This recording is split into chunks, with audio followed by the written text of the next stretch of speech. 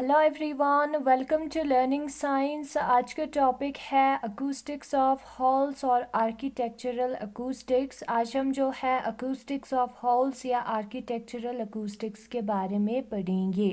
तो सबसे पहले देखते हैं अकूस्टिक्स क्या होता है। The human voice consist of combination of widely varying frequencies and large proportion of amplitude. जो ह्यूमन वॉइस है उसके अंदर अलग अलग फ्रीक्वेंसीज होता है और अलग अलग एम्पलीट्यूड्स भी होता है।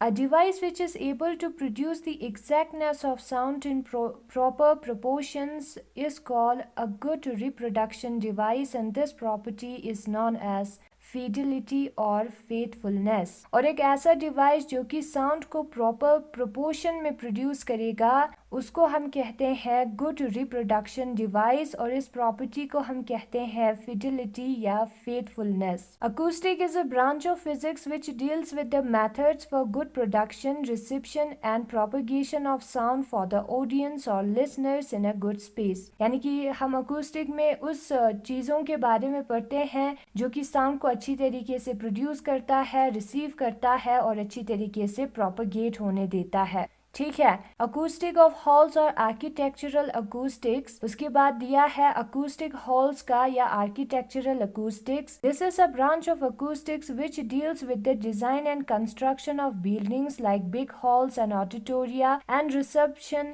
And reflection of sound waves in the closed spaces of buildings. अब ये जो अकूस्टिक ऑफ हॉल्स है ये जो है अकूस्टिक का ब्रांच है, अकूस्टिक का एक पार्ट है जिसमें हम जो है बिल्डिंग्स के कंस्ट्रक्शन और डिजाइन के बारे में पढ़ते हैं। जैसे कि एक बिग हॉल का डिजाइन कैसा होना चाहिए या एक ऑडिटोरियम है वो कैसे बनना चाहिए उसके बारे में पढ़ते हैं, ताकि जो साउंड है उसका रिफ्लेक्शन और रिसेप्शन, सुनाई देना, रिसीव करना, उसको हम कहेंगे रिसेप्शन, वो जो है अच्छी तरीके से हो बिल्डिंग्स में। Sometimes it has been observe that a speech delivered और अ म्यूजिक प्लेड और a song sung in a certain room or hall or a portion of building is not clearly audible, and the quality of the music or speech is badly affected by the walls and ceiling।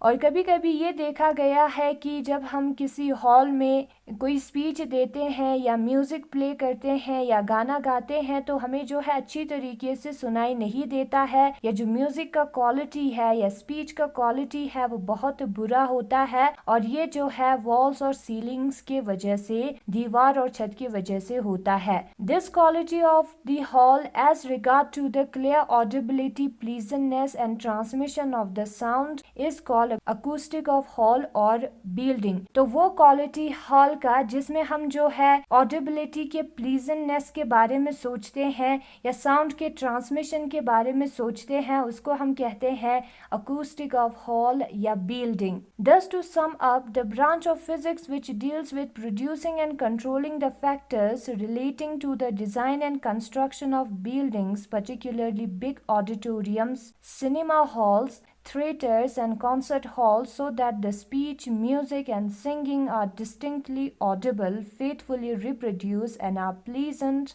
and harmonious to listen, is called acoustic of buildings। तो acoustic of buildings में हम buildings के design के बारे में सोचते हैं ताकि हमें वो अच्छी तरीके से सुनाई दे, particularly cinema halls, concert halls, theaters और auditoriums के। फिर उसके बाद दिया है factors required for good acoustics, factors जो good acoustics के लिए चाहिए। Following conditions are required in order to have an optimum acoustical efficiency for a good public auditorium. यानी कि आवाज अच्छी तरीके से सुनाई दे एक ऑडिटोरियम में, उसके लिए ये कंडीशंस होना चाहिए। नंबर फर्स्ट है the loudness of sound should be uniform at every point on the hall, there should not be undue focusing of sound at certain points, no there should be region of poor audibility. तो यहाँ पर जो है जो sound का loudness है वो हर जगह सेम होना चाहिए, हर पॉइंट पे हॉल में, हर पोजीशन पे हॉल में सेम होना चाहिए।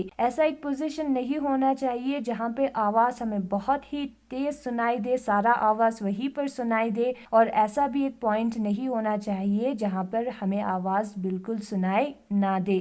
नंबर सेकेंड पॉइंट है the sound should B clear and intelligible eight every point so that every syllable is distinctly Audible. जो साउंड है वो क्लियर होना चाहिए और इंटेलिजिबल होना चाहिए हर पॉइंट पे, ताकि हर सिलेबल, जो वर्ड में सिलेबल्स होता है, वो हमें अच्छी तरीके से सुनाई दे। ठीक है, तो साउंड क्लियर होना चाहिए। नंबर थर्ड है the overlapping of sound bye excessive echoes should be avoided. जो इकोज है यानी कि साउंड का जो रिपीटेशन होता है वो नहीं होना चाहिए, साउंड का ओवरलैपिंग नहीं होना चाहिए एक्सेसिव इकोज की वजह से। ठीक है, साउंड मिक्स नहीं होना चाहिए इकोज की वजह से। और नंबर फोर्थ है the room should be free from reverberations. Room जो है वो रिवर्बरेशन से फ्री होना चाहिए। और नंबर फिफ्थ है द टोन और quality should not be badly affected. और रूम की वजह से जो साउंड का टोन है उसमें चेंज ना आए या क्वालिटी है उसमें चेंज ना आए, ऐसा होना चाहिए। और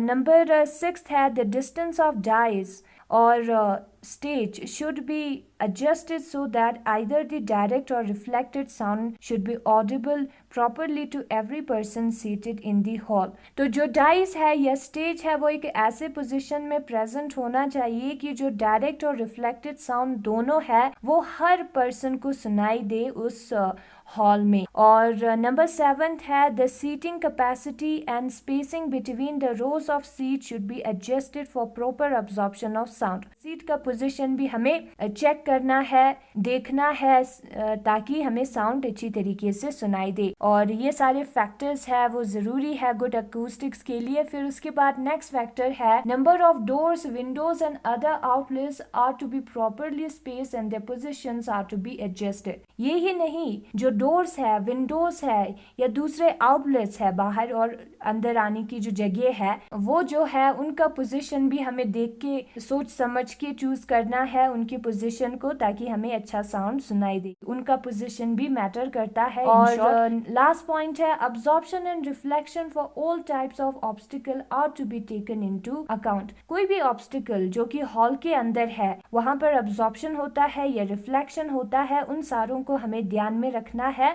तभी हम एक ऐसा होल बना सकते हैं जिसमें आवाज बहुत अच्छी से सुनाई देता हो। और यही है factors required for good acoustics. और यही है आज का टॉपिक। और अगर आपको ये वीडियो पसंद आया तो इस वीडियो को लाइक करें, लर्निंग साइंस को सब्सक्राइब करें। Thank you so much for watching.